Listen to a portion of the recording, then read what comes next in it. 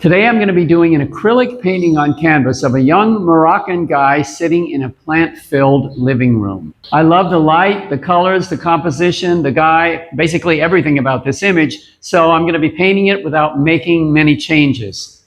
Of course, I'm not going to do a photorealistic approach. I don't do that. It'll be something looser and more atmospheric.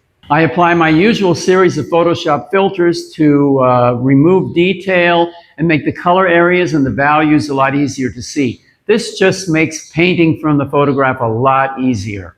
And I will put a link in the description below to the video on this channel that I have that explains all that in more detail in case you're interested. I begin, as usual, by sketching out some very rough shapes onto the canvas, just to give myself a guide to get started. And then I cover that with an acrylic wash. And while that's drying, I start mixing the basic colors I'm going to need to get started.